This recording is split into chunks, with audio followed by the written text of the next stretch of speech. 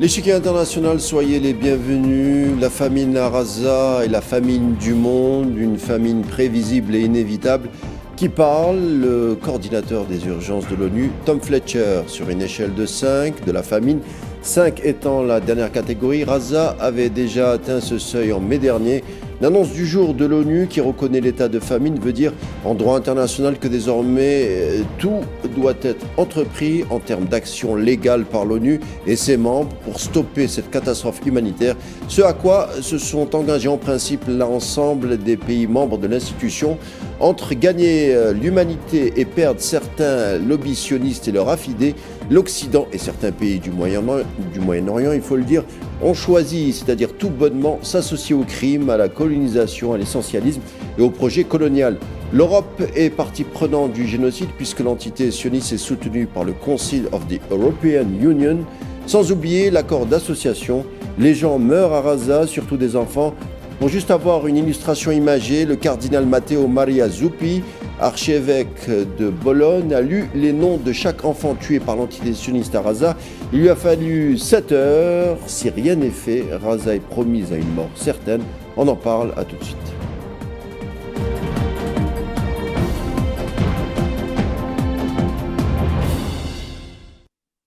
On l'a dit, la famine à Gaza est désormais reconnue par l'ONU. Plusieurs alertes ont été diffusées depuis des mois pour évoquer le risque de cette insécurité alimentaire.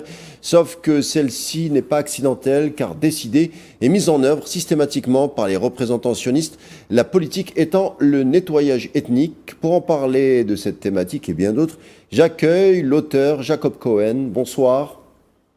Bonsoir à vous, bonsoir à tous vos auditeurs. Merci pour l'invitation, c'est un plaisir. Merci d'être des nôtres, écrivain. Alors, écrivain d'une quinzaine d'ouvrages. On connaissait le Printemps des Sayanim, où Dieu ne passe pas à Bethléem. On va en parler. Bien entendu, tout d'abord, un mot d'actualité. On le disait, la famine est officiellement reconnue à Gaza, sauf que ce crime étant annoncé par les porte-voix de l'entité sioniste. Un commentaire. C'est-à-dire qu'en fait, on assiste à quelque chose qui est en œuvre depuis des mois. Et malheureusement, c'est ça la dynamique ou la nature des relations internationales, c'est que le crime se déroule sous nos yeux, et aujourd'hui plus que jamais, et on en parle, et il y a cette non-assistance à peuple en danger, manifeste, ouverte, bon, qu'on essaye de recouvrir avec des mots, mais finalement, elle est là et il n'y a que l'opinion publique mondiale qui se manifeste. C'est vrai que parfois, de manière assez surprenante et globale, à travers le monde, mais qui ne semble pas faire bouger d'un iota la politique sioniste, parce que le régime sioniste sait que presque personne ne viendra lui mettre des bâtons dans les roues, au moins jusqu'à présent. Voilà. Alors, bien entendu, il s'agit du génocide à Gaza. Pourtant, les Netanyahou, les Smotrich, les Ben Gvir disent appliquer simplement la feuille de route du Talmud ou de la Torah. Comment vous réagissez, vous, l'observateur antisioniste? Bon, disons que ça montre, voilà par exemple un discours qu'on n'aurait jamais entendu il y a 2 ans ou il y a 3 ans. Parce que d'abord les sionistes avaient une certaine retenue. Vous savez, il y a 10 ans, je qualifiais Netanyahou de modéré parce que je disais, attendez de voir ce qui va arriver par la suite, après lui. Et on le voit aujourd'hui. Parce que ce n'est pas la politique de Netanyahou. Netanyahou, il est tenu par son extrême droite. Et parce qu'il a envie de gouverner, qu'il n'a pas envie de se retrouver devant un tribunal, etc., il est obligé d'appliquer cette politique-là. Mais ça n'a jamais été, il a gouverné il a été Premier ministre pendant 15 ans, et il ne s'est jamais livré à de telles extrémités. Voilà. Et donc, l'apport religieux messianiste, c'est une nouvelle dimension au sionisme, à la politique sioniste. Jusqu'à présent, le sionisme se tenait assez loin de cette vision biblique et messianique. D'autant parce que d'abord le sionisme était une idéologie athée et même anti-religieuse. Mais c'est là où on voit le renversement de la population israélienne qui devient de plus en plus religieuse, extrémiste, nationaliste, fascisante, etc. Et donc, comment dire, la référence à la Bible vient montrer à quel point ce régime s'est dégradé dans l'obscurantisme religieux et le fanatisme religieux. C'est vrai qu'il y avait il y a des versets, on les connaît, on les cite souvent, de ses ennemis héréditaires qu'il faut détruire jusqu'au dernier, etc.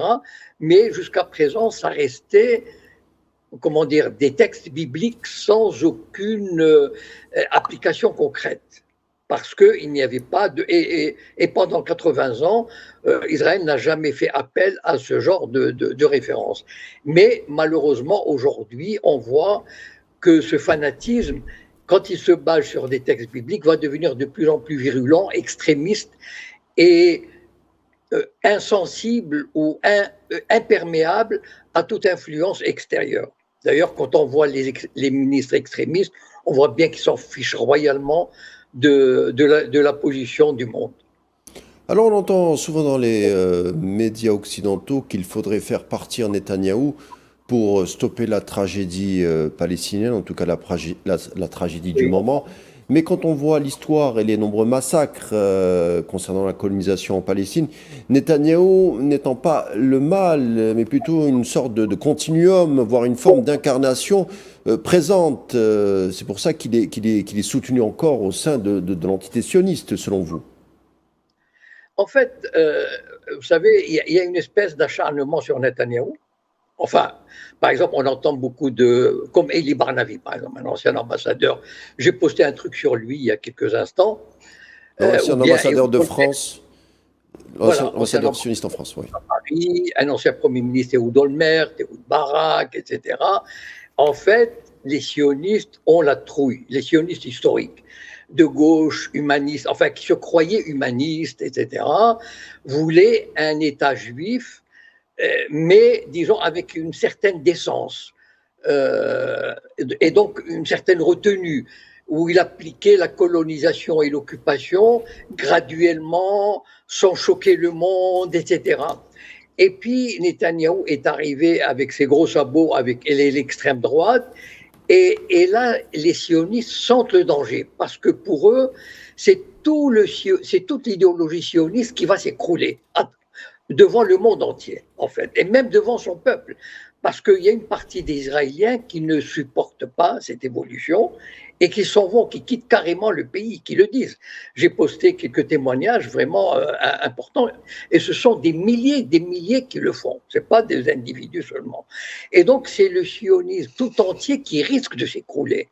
C'est-à-dire que, en fait, si la classe moyenne supérieure, technologique, les ingénieurs, les économistes, les universitaires, les chercheurs s'en vont, ou en tout cas une bonne partie d'entre eux s'en vont, c'est l'écroulement du sionisme et on va livrer le pays à des fous dangereux. Et c'est ça, en fait, c'est ce qui explique comment dire, l'angoisse de ces sionistes historiques. C'est pas, ils n'ont jamais été pour un État palestinien. Eux, aujourd'hui, ils payent aussi cette réticence à trouver une solution juste. Parce qu'on les a avertis. Vous savez, il y avait un grand philosophe religieux, Yeshayahu Leibovitch, qui déjà en 1990 a averti les Israéliens en leur appliquant le double nom de nazis sionistes, en leur disant si vous continuez l'occupation et la colonisation, voilà ce qui va vous arriver. Donc on était conscients, mais malheureusement ces sionistes progressistes n'ont jamais su tirer les leçons et trouver une solution pendant qu'il en est encore temps. Malheureusement aujourd'hui, je pense qu'il est trop tard. Voilà. Alors je dois, Jacob Cohen, vous poser une question personnel, vous avez été autrefois professeur de droit, il y a quelques années. Vous avez été sioniste, on peut le dire, je crois. Vous le dites de toute façon hein, dans vos témoignages. Vous l'avez dit, beaucoup de juifs ont rejeté le sionisme, beaucoup de juifs connus comme Adam Shamir, Simone Veil, Veil avec un W. Hein. Il y a même, bon, c'est un anachronisme, mais Baruch Spinoza d'une certaine manière. Alors je vous pose une question directement. Comment on s'en sort du sionisme, tout simplement? Eh bien, comment dire, en étant honnête avec soi-même. C'est-à-dire, vous savez, il y a beaucoup de juifs, enfin dans mon entourage d'ailleurs, le drame de ces juifs, c'est qu'ils ne veulent pas voir la réalité. Ils ne veulent pas la voir. Voilà. C'est-à-dire que à partir du moment où ils s'enferment dans cette fausse idéologie d'une renaissance du peuple juif, etc. Il ne faut pas oublier une chose, c'est que le sionisme a été rejeté par l'écrasante majorité des juifs de la diaspora, religieux comme laïcs, jusqu'en 1948. Donc, en fait, les sionistes ont réussi à récupérer les institutions juives de la diaspora, et une fois qu'un juif se reconnaît dans cette soi-disant renaissance, etc., il ne veut pas voir les crimes qui sont commis. Et ça, je pense, c'est ça ce qui est terrible, c'est cet aveuglement. Et donc, tant qu'ils ne font pas cet examen de conscience en toute franchise, en toute liberté, en toute, comment dire, relativité. Vous savez, par exemple, ils ont traversé la Shoah, ils ont traversé des choses comme ce qu'on voit aujourd'hui, la famine, les assassinats de masse, etc. Mais ils sont coincés dans leur appui et malheureusement, moi, je ne sais pas comment on peut faire. Moi, j'ai compris pourquoi. Parce que, en fait, quand je suis sorti quand j'ai quitté le mouvement sioniste à 20 ans, j'ai commencé à analyser qu'est-ce que je faisais là-bas, comment on m'a manipulé, comment j'ai marché là-dedans. Bon, peut-être c'est mon caractère de l'avoir fait, ou peut-être il y a eu quelque chose qui s'est passé qui a fait que j'ai commencé à faire ces analyses-là. Mais voilà, peut-être que tout le monde ne peut pas le faire, et malheureusement, mais quand même, il y a ce qui se passe aujourd'hui à Gaza a fait prendre pas mal conscience à pas mal de juifs, notamment aux États-Unis. Moi, je vois des témoignages, et même aux juifs dans le monde. Il y a quand même des témoignages qui deviennent de plus en plus exigeants, de plus en plus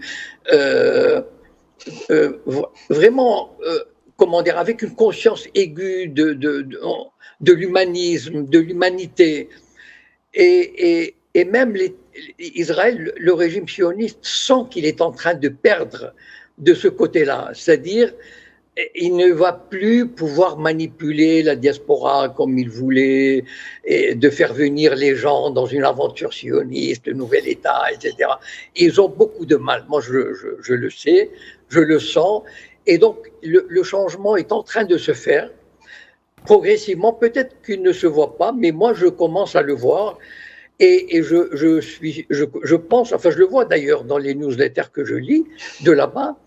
Et il y a une crainte énorme qui se développe chez les Israéliens, ou en tout cas chez les leaders, de cette séparation d'une partie de la diaspora vis-à-vis d'Israël. Alors il y a des juifs au cours de l'histoire, des juifs à ne pas confondre avec les sionistes, il y a des juifs qui ont pensé contre eux-mêmes et qui ont dénoncé certaines dérives du sionisme ou du Talmud, par exemple Baruch Spinoza, le juif Maran qui a vécu à Amsterdam au XVIIe siècle. Il a composé un ouvrage, plusieurs, mais surtout un, qui fera date. Il s'agit du traité théologico-politique, qui était un des ouvrages les plus violents en termes d'accusation sur l'usurpation du pouvoir pour les intérêts déviants de certains, on va dire les choses comme ça. On a attenté à la vie de Spinoza, la communauté juive l'a considéré, la communauté juive d'Amsterdam l'a considéré comme mort, on a prononcé même le herem, c'est-à-dire la prière mortuaire. Plus plus personne ne devait prononcer son nom. On a essayé de le poignarder. Toute sa vie, il aura gardé le manteau avec la trace de la dague. C'est pour dire, pourquoi je donne cet exemple, c'est pour dire que beaucoup de juifs tentent de dénoncer ou ont tenté de dénoncer le sionisme ou certaines dérives et ont risqué parfois la mort, voire ont été tués. Ça existe aussi, ce type d'exemple. Ben, je vais vous donner un exemple très connu, enfin très connu pour ceux qui s'intéressent à la question. En 1924, il y avait un grand notable. Vous allez sur Google, vous tapez Jacob de Hahn. Jacob avec J, Jacob avec K de Hahn. C'était comment dire, quelqu'un dont la famille était installée à Jérusalem depuis plusieurs générations, donc un notable, qui était habillé à la palestinienne. Et donc en 1924, il avait décidé de monter une délégation qui allait se rendre à Londres pour dire aux Anglais, écoutez, nous vivons très bien avec les Palestiniens, avec les Arabes, il n'y a pas de problème, il faut mettre un terme à ce projet sioniste parce qu'il va créer la division et la guerre et la violence. Et donc, ce monsieur qui se préparait à partir, c'est un notable qui avait la cinquantaine, très beau, avec une très belle allure, quand on voit ses photos, eh ben, il a été assassiné par les sionistes. Et à la télévision israélienne en 1961, un de ces assassins a dit « je suis fier d'avoir été parmi le commando qui a assassiné ce notable ». C'est dire que, en fait, le sionisme est une idéologie qui se retourne même contre les Juifs parce que la fin justifie les moyens. Et donc, les Juifs n'avaient... ils ont négocié avec les nazis quand même, les sionistes, pendant les années 30. L'accord d'Avara. Voilà. Donc ils n'ont... Rien ne les arrête. Vous savez, s'ils s'intéressaient au bonheur des communautés juives de la diaspora, est-ce qu'ils auraient fait tout pour détruire la coexistence qui réunissait juifs et arabes dans les 20 pays arabes, avec peut-être de temps en temps des petits conflits, mais c'est rien du tout. Mais ces 20 pays où des communautés étaient florissantes. Enfin, moi, je me souviens au Maroc, les Juifs étaient des artisans, étaient des musiciens. Comment dire, ceux qui ont lancé la musique marocaine étaient des Juifs dans les années 50, etc. Et en Algérie, Salim Halali, etc. Donc, il y avait des bijoutiers, il y avait une coexistence, il y avait des philosophes, il y avait des poètes, etc. Et le sionisme ne pouvait pas supporter ça. Et moi, je crois que c'est un des éléments qui m'a vraiment fait prendre conscience de leur cruauté, de leur cynisme, de leur machiavélisme, c'est qu'ils voulaient absolument détruire même cette coexistence. Ils ne supportaient pas. Et donc, ils ont tout fait, même par des attentats, pour disqualifier cette coexistence, pour que ça n'existe plus. Et en plus, non seulement ça, c'est que quand ils ont pris les Juifs marocains ou yéménites, ils les ont traités avec un racisme répugnant.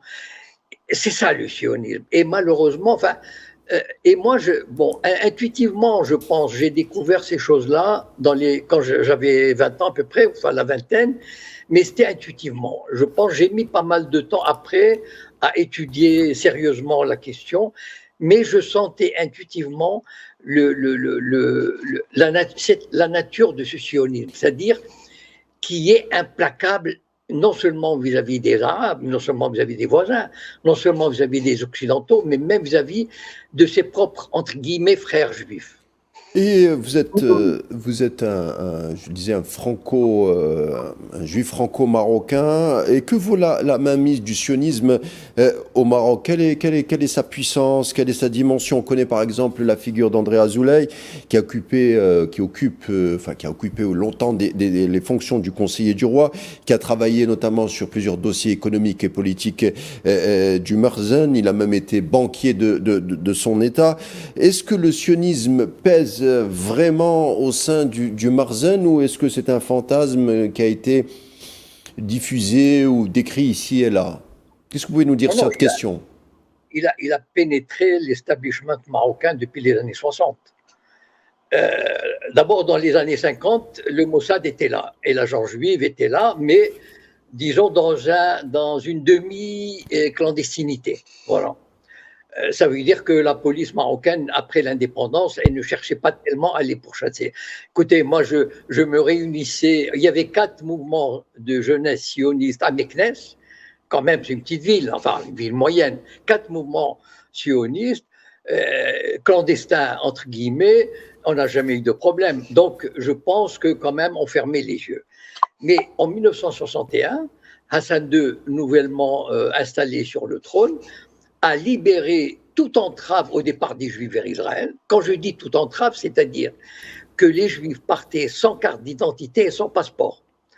Juste une feuille comme ça, tamponnée par l'agence juive ou le Mossad, disant que telle famille a 10 membres, 12 membres, etc., et qu'elle peut partir.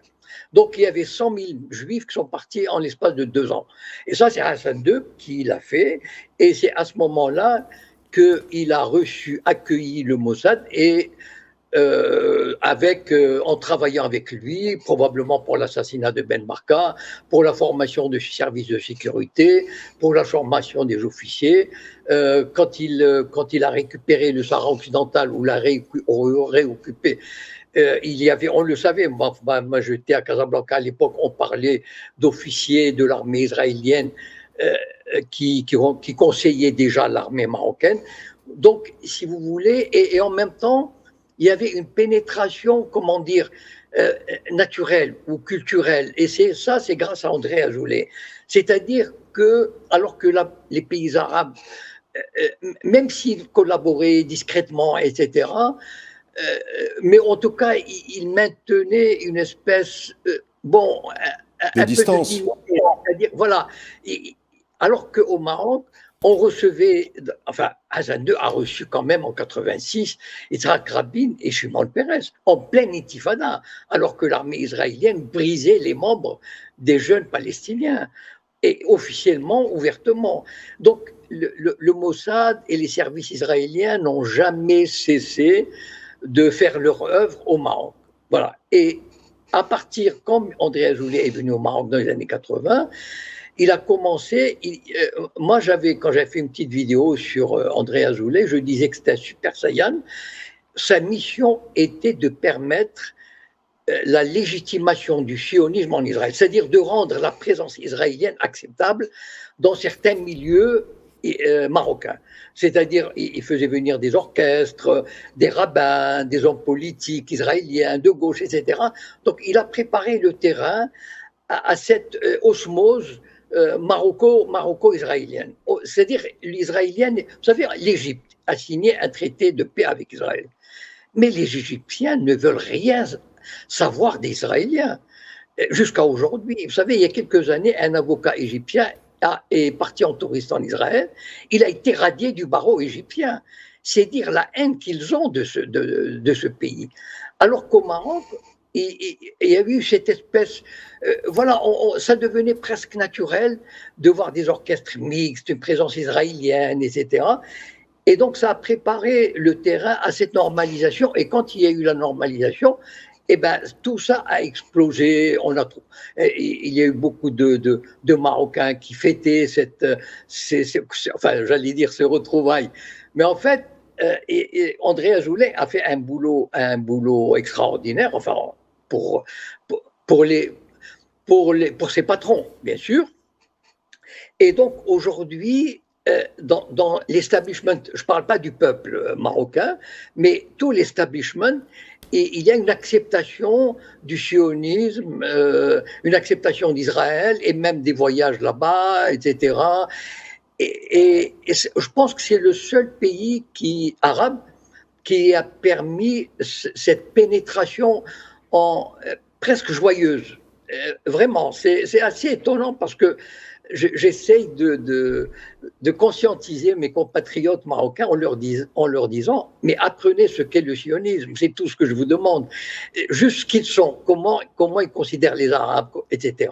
Mais malheureusement, les Marocains baignent dans une espèce, enfin l'élite, l'establishment, baignent dans une espèce de fantasme pacifique, harmonieux, comme si ils veulent recréer Mais je pense que c'est illusoire. Mais je pense qu'ils veulent recréer une espèce de coexistence ou de symbiose judéo-musulmane qui a existé avant l'indépendance où il y avait 300 000 juifs, alors qu'aujourd'hui il n'y en a même pas 2500. Et donc, ils espèrent recréer ces quartiers juifs et tout, mais en fait, c'est une illusion. C'est une illusion qu'on Merci. leur vend parce que c'est du passé qui ne reviendra jamais. Merci Jacob Cohen, ça sera le mot de la fin. Alors je vous remercie pour tous ces éléments, merci d'avoir été des nôtres et je vous dis à bientôt. J'espère Jacob Cohen, auteur d'une quinzaine d'ouvrages que je conseille vivement à nos téléspectateurs pour découvrir les dessous et peut-être aussi les coulisses du sionisme. Je vous dis à bientôt Jacob Cohen et encore merci. Bonsoir à tous. L'information continue sur A24 News et quant à nous on se retrouvera demain même heure et même chaîne. D'ici là, portez-vous bien.